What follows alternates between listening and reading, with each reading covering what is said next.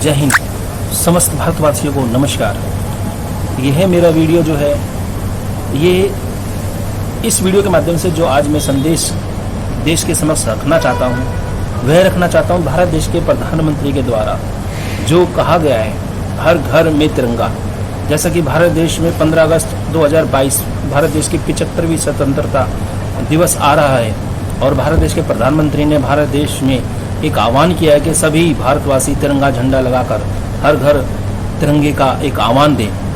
मैं आपकी इस बात का सहमत होते हुए एक सवाल खड़ा करना चाहता हूं भारत देश के प्रधानमंत्री के समक्ष। भारत देश की 75 वर्ष की आज़ादी, भारत देश की 75 वर्ष की आज़ादी या भारत देश में 75 वर्षों में राजनीतिक पार्टियों के उठक पटक का तानाशाह इस देश की जनता पे थोपा जाना। जैसा कि आप जानते हैं, भारत देश में जो तथाकथित आज़ादी के 1947 के बाद में जो 75 वर्ष हमारे देश में हम लोगों ने बिताए, हमारे पूर्वजों ने बिताए हैं, इन 75 वर्षों में जितना घोटाला हमारे देश में हुआ है, जितना हमारे देश का पैसा विदेशों में जाके जमा हुआ है, क्या हमारे भारत देश के प्रधानमंत्री ने विदेशों में जमा पैसे को देश की संपत्ति घोषित किया? क्या विदेशों में जमा पैसा भारत देश में लाकर इस देश की जनता के साथ में न्याय किया?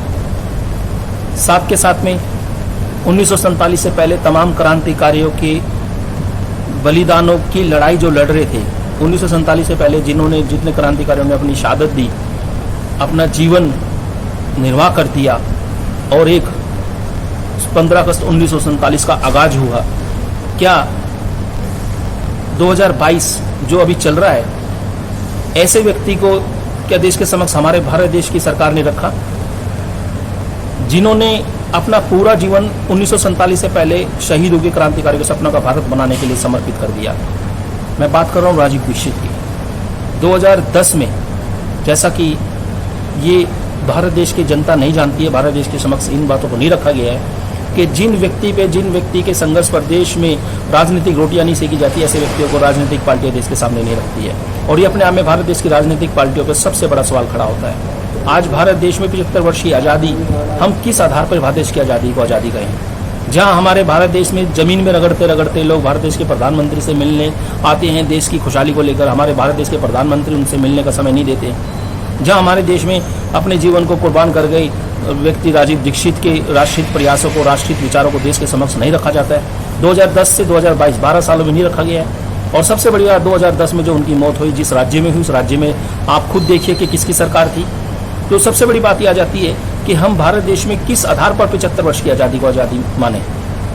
एक मेरा विशेष निवेदन है भारत देश की जनता से, अगर भारत देश की जनता 75 वर्ष की आज़ादी पे तिरंगा झंडा लगाकर 75 वर्ष की आज़ादी मनाती है, तो वह 75 वर्षों में जितना भी शोषण हुआ, जितनी भी हत्याएं हुई हैं, जितने भी तानाशाह हैं, जितना भी हमारे भारत देश में समय से पहले लोगों ने अपनी कुर्बानियाँ दी हैं, मौतें हुई हैं, उन सब के जश्न को इस देश की जनता मना रही होगी।